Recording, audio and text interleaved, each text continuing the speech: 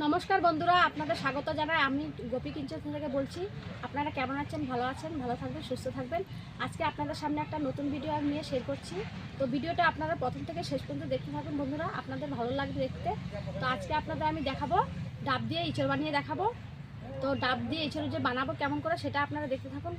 আর এখন তো প্রচণ্ড গরম পড়েছে বন্ধুরা, তো এখন কালকে বৃষ্টিও গেছে, তো আজকে ভাবলাম ইঁচড় রান্না করে আপনাদের দেখাবো। ডাব ইঁচড়টা কেমন করে বানায় আপনারা প্রথম থেকে শেষ পর্যন্ত দেখতে থাকুন। ভিডিওটা আপনাদের থেকে ভালো লেগে থাকলে তাহলে কমেন্ট করে আপনারা জানাবেন। এখন তাহলে চলুন রান্নাঘরে আমি ডাব ইঁচড়টা কেমন করে বানাই। কাঁঠালটা নিয়েছি, তাজা কাঁঠাল, গাছ থেকে পেরে নিয়েছি, 1 ঘন্টা আগে পেরেছিলাম। তো এই ডাবটা দিয়ে আমি ডাব ইঁচড় রান্না করে আপনাদের দেখাবো। তো প্রথমে আমি কাঁঠালটা কেটে নিই। কাঁটাটা আপনাদের দেখাবো না বন্ধুরা, আমি কেটে তারপরে আপনাদের দেখাবো। কাঁঠালগুলো কেটে ধুয়ে পরিষ্কার করে চলে এসেছি। এখন আপনাদের দেখাচ্ছি আমি নারকেলটা কেটে নিয়েছিলাম। নারকেলের এই জল, 1 গ্লাস জল হয়েছে। এই জলটা আমি ইঁচড়ের তরকারির মধ্যে দেবো। আর ভিতরে যে শাঁসটা ছিল সেই শাঁসটাকে আমি মিক্সির মধ্যে পেস্ট করে নিয়েছি, এটাও ইঁচড়ের তরকারির মধ্যে দেবো। প্রথমে ইঁচড়টাকে আমি সিদ্ধ করে নেব। কাঁঠালগুলো আমি কড়াইয়ের মধ্যে দিয়ে দিয়েছি। এখন ওপরের থেকে আমি জল দিয়ে দিচ্ছি সিদ্ধ করার জন্য। আর জলের মধ্যে দিয়ে দেবো হলুদ। হলুদ দেওয়ার কারণ হলো ইঁচড়টা কালো হবে না। সিদ্ধের মধ্যে দিয়ে দেবো সামান্য লবণ। এখন আমি ঢেকে দেবো সিদ্ধটা করার জন্য। নামিয়ে ফেলবো। আমি অতটা সিদ্ধ করিনি, হালকা সিদ্ধ করেছি। এখন নামিয়ে ফেলবো। কাঁঠালের ইঁচড়গুলি আমি সিদ্ধ করে নিয়েছি। এখন কড়াইটা ধুয়ে আমি ভালো করে ধুয়ে কড়াইটা বসিয়ে দিয়েছি। এখন কড়াইয়ের মধ্যে দিয়ে দেবো তেল। তেলটা গরম হলে আমি ইঁচড়গুলি ভেজে নেব। তেলটা গরম হয়ে গেছে, এখন কাঁঠালের ইঁচড়গুলি ভেজে নেব।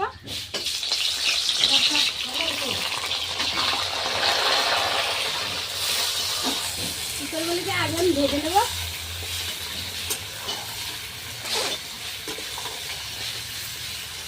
ইঁচড়গুলিকে ভাজা করে নিলে খুব ভালো হয়, রেসিপিটা খুব ভালো হয়, তাই ভালো করে ভেজে নিতে হবে আপনাদের।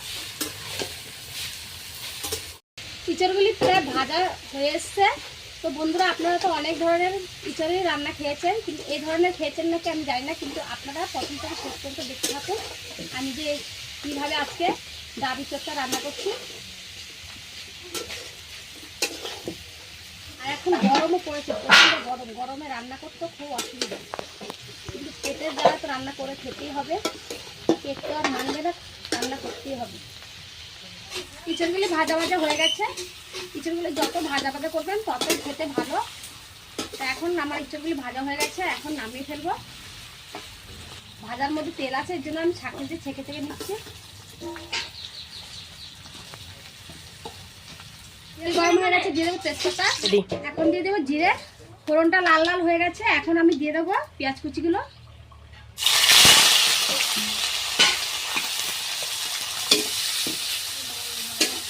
পেঁয়াজগুলো আমি হালকা করে ভেজে নেব। পেঁয়াজগুলো মিডিয়াম ভাজা হয়ে গেছে, এই দেখুন এরকমভাবে আপনাদের ভাজতে হবে। এখন আমি পেঁয়াজের মধ্যে দিয়ে দেবো সব মশলাগুলো। রসুন বাটা, আর এখানে আছে জিরে বাটা, লঙ্কা বাটা আর আদা বাটা, পুরো সবগুলো মশলা দিয়ে দেবো।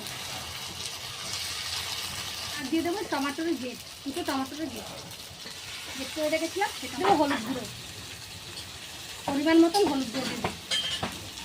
ভালো করে মশলাগুলি ভেজে নিতে হবে। যত মশলাগুলি ভালো হবে দেখতে সুন্দর হবে, আর খেতেও ভালো হবে। যেটা দেখতে সুন্দর সেটা খেতে। একটু মশলার বাটিটা দিয়ে মশলা জলগুলো কষিয়ে নিতে হবে।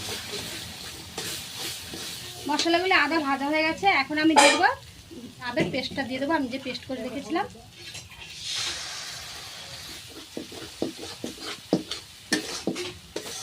পেস্টটা দিয়ে আমি হালকা ভেজে সেগুলি দিয়ে কষিয়ে আমি দিয়ে দেবো। ডাবের পেস্টটা দিয়ে কিন্তু আপনারা বেশি ভাজতে যাবেন না, অল্প ভেজে পেস্টটা দিয়ে দিতে হবে। মশলাগুলো ভাজা হয়ে গেছে, এখন আমি দিয়ে দেবো ভেজে রাখা ইঁচড়গুলো। ভালো করে মশলার সাথে একটু মিশিয়ে নেব।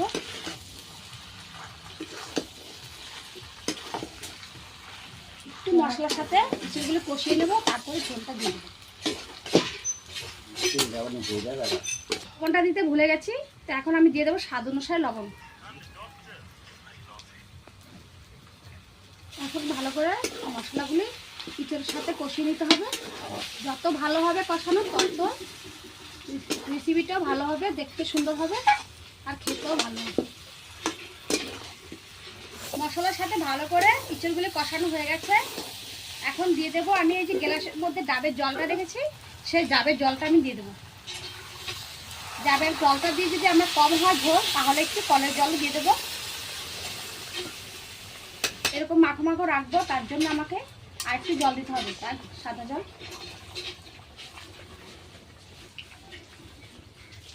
ইঁচড়ের রেসিপিটা হয়ে এসছে। এখন গরম মশলাটা দিয়ে আমি নামিয়ে ফেলবো। গরম মশলাটা একটু ভালো করে ইঁচড়ের সাথে মিশিয়ে নামিয়ে ফেলবো। গরম মশলা দিয়ে বেশি জাল দিতে হয় না। ইঁচড়ের রেসিপিটা হয়ে গেছে, এখন আমি নামিয়ে ফেলবো।